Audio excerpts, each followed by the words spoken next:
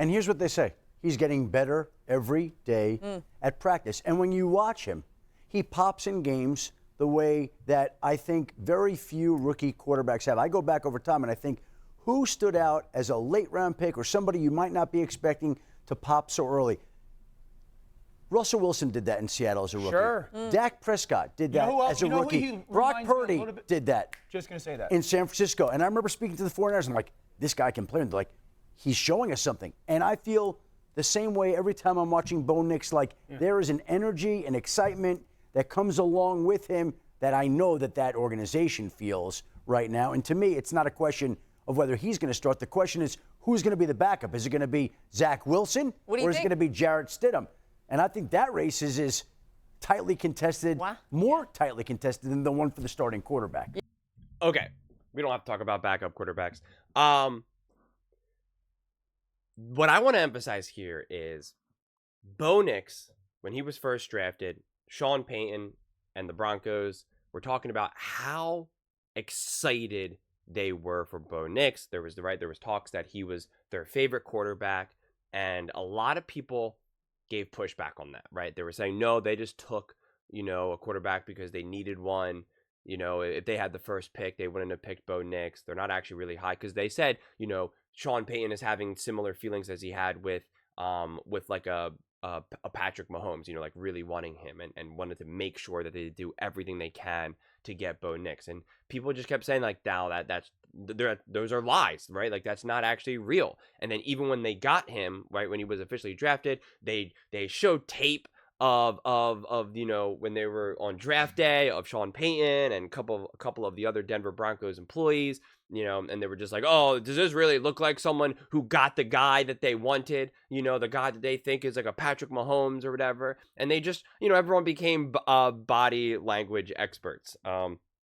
And it's just, which is actually kind of funny because that is something that I've actually formally studied. That doesn't matter. But it's just so interesting because there's been so much back and forth with Bo Nix and the Denver Broncos and whether he's good or not. And not even just that, but then how people, are they even being honest about how good or not he is? I'm just remembering so vividly on First Things First, when they were kind of talking about when Bo Nix was first drafted and then just kind of throughout that process and how, hey, you know what, he's just a quarterback. He's going to be like the third best quarterback in the, for the Denver Broncos. And like, how is that impressive? And they're just lying essentially. They're just lying. And they did a desperate move by getting Bo Nix. And it was just an act of desperation. And of course I pushed back on that and was like, get out of here. That's such nonsense. And now it feels like there's a deeper understanding that there is true, legitimate, genuine excitement of Bo Nix. And I don't want to give names, right? I don't want to say Dak Prescott, Brock Purdy, Russell Wilson, because then I think we assume that it means that that's like his potential as a quarterback. Oh, so he can be like a Russell Wilson? No. Oh, so he could be like a Brock Purdy? No. Dak? No. Right? Like that's not necessarily the case, because then people will say, well, what have those quarterbacks done? And it's like, well, Brock Purdy's pretty darn successful. Russell Wilson won a Super Bowl. I understand in recent times he's not so great, and not to mention Denver Broncos fans might have a little PTSD from Russell Wilson, but he obviously was a legitimate quarterback for the bulk of his career. So that's why I don't want to like put names in comparisons. But the truth is that when a lot of quarterbacks, you have to understand, a franchise like the Denver Broncos and even Sean Payton, leading that way,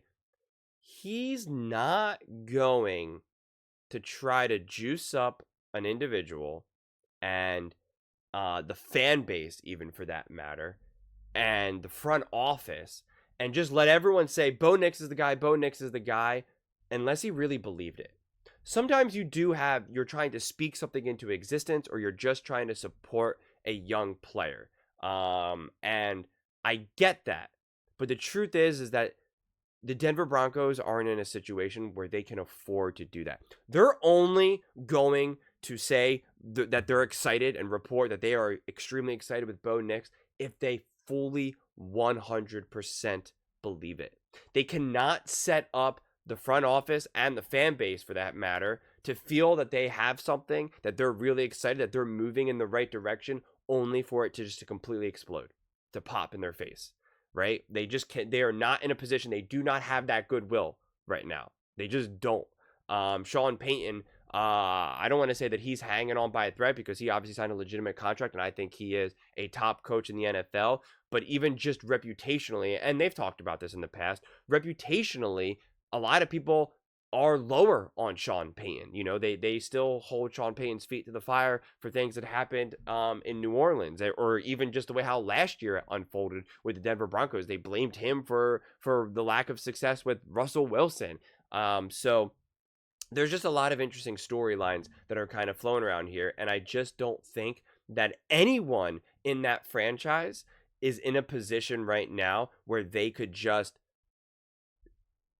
falsely pump up a player just for the sake of like trying to create buzz, trying to create momentum. They're not in a position because you look worse. You look worse doing that. Sean Payton would look worse doing that because it'd be like, well, you said he was developing, you said he was great, and then if he ends up failing, they're going to blame some of that on Bo Nix, of course, because he is the individual player, but they will also look to Sean Payton and say, you said he was the guy. You said he was good enough to start day one for the Broncos. Like, what happened? Where did this go? Are you really not as good of a coach as we thought? Like, in the front office, you said that we should draft this guy. You were telling me that this guy is going great. Where did it go wrong?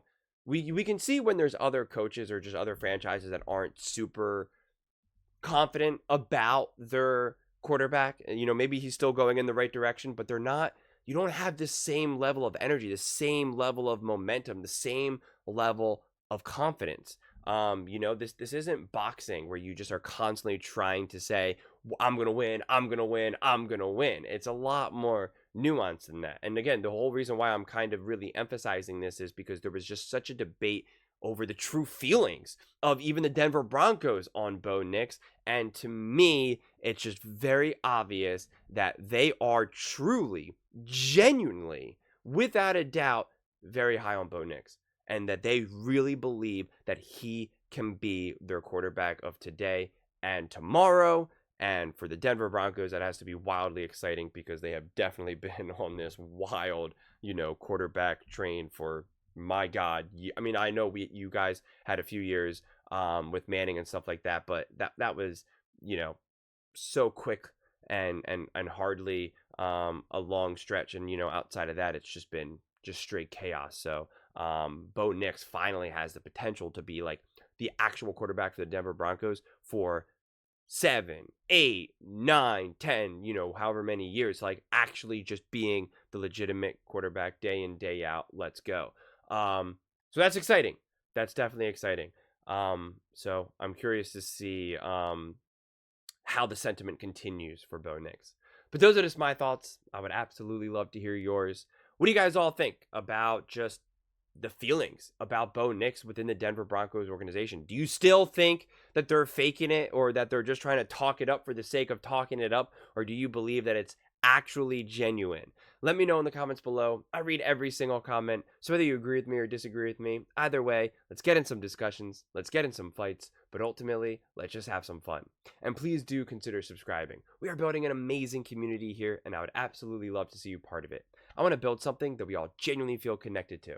Something that we're really excited to be part of. I think we're well on our way to doing it. And please don't forget to give this video a thumbs up, as it really does help with the visibility and the algorithm. Thank you so much, and see you next time.